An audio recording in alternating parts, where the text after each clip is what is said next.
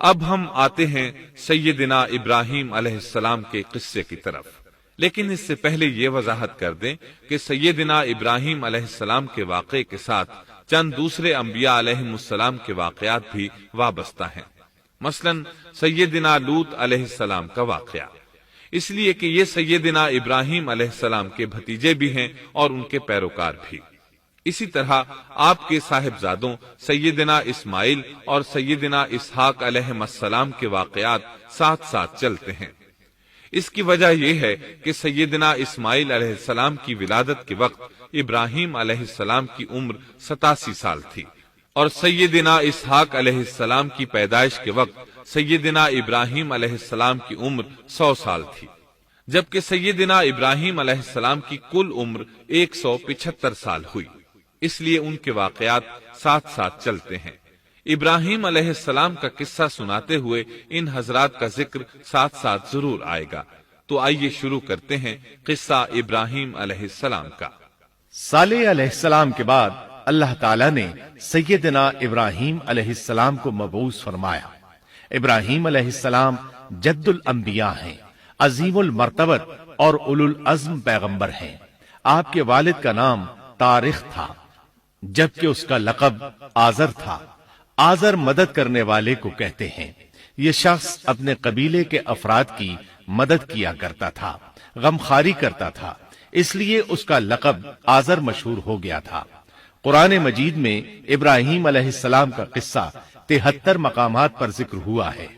یہ 73 مقامات 25 سورتوں میں ہیں، اور یہ بات ابراہیم علیہ السلام کے بلند مرتبت ہونے پر دلالت کرتی ہے۔ ابراہیم علیہ السلام بھی سام بن نوح علیہ السلام کی نسل سے ہیں۔ آپ کی پیدائش عراق کے مشہور شہر بابل میں ہوئی۔ یہ عراق کے شمال میں واقع تھا اور آج بھی موجود ہے۔ بہت بڑا شہر ہے، اس وقت بھی بڑی آبادی پر مشتمل تھا۔ یہاں بت پرستی عام ہو چکی تھی۔ اللہ تعالی سورۃ العنکبوت آیت 25 میں فرماتے ہیں، ابراہیم نے کہا کہ تم نے جن بتوں کی پرستش اللہ کے سوا کی ہے، انہیں تم نے اپنی آپس کی دنیاوی دوستی کے بنا پر معبود ٹھہرا لیا ہے۔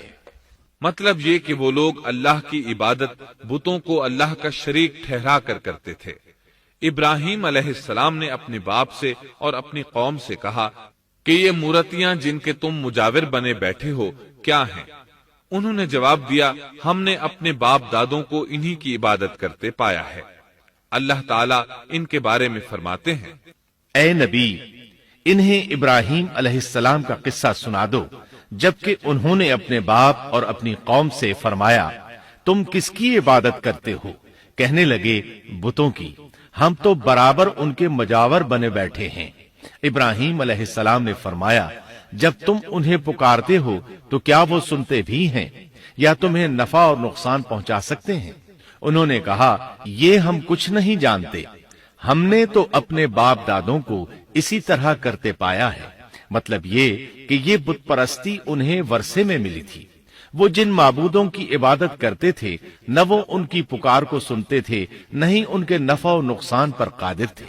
اسی لیے ابراہیم علیہ السلام انہیں جھنجھوڑ رہے تھے، لیکن اندھی تقلید اور بشری عقل کے بیکار ہو جانے نے انہیں یہ سب سوچنے سے عاری کر دیا تھا۔ اللہ تعالیٰ نے ابراہیم علیہ السلام کی خصوصی رہنمائی فرمائی تھی، جیسا کہ سورۃ الانبیاء آیت 51 میں ہے، اور ہم نے ابراہیم کو پہلے سے ہدایت عطا فرما دی تھی اور ہم اسے جانتے تھے۔ ابراہیم علیہ السلام نے کبھی ایک لمحے کے لیے بھی بتوں کی پوجا نہیں کی تھی۔ آپ نے اپنی قوم کو بتوں کی پوجا کرتے دیکھا تو انہیں ملامت کی، ایک اللہ کی طرف دعوت دی، اور اس دعوت کی ابتدا انہوں نے اپنے باپ سے کی۔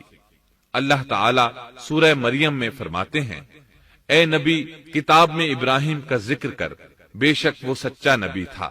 جب اس نے اپنے باپ سے کہا، اے میرے باپ، بے شک مجھے وہ علم عطا ہوا ہے جو تمہیں حاصل نہیں، اس لیے میری اطاعت کریں، میں آپ کو سیدھا راستہ دکھاؤں گا۔ اے میرے باپ، شیطان کی عبادت نہ کریں، بے شک شیطان اللہ کا نافرمان ہے۔ ان بتوں کی عبادت گویا شیطان کی عبادت ہے، اس لیے آپ نے ان معبودوں کو شیطان سے تعبیر کیا۔ فرمایا، اے میرے باپ، बेशक मुझे खौफ है कि तुम पर अल्लाह का अजाब आए, फिर तुम शैतान के साथी हो जाओ। बाप ने उनकी बात सुनकर कहा, ए इब्राहिम, क्या तू मेरे माबूदों से फिरा हुआ है? अलबत्ता अगर तू बाज ना आया तो मैं तुझे संसार कर दूंगा और तू मुझसे एक मुद्दत तक दूर हो जा, यानी मुझसे इतना दूर हो जा कि कभी मुझे नजर ना आए। इब्राहिम अलैहिस्सलाम ने अपने बाप पर नरमी और मेहरबानी करते हुए उनसे कहा, आप पर सलाम।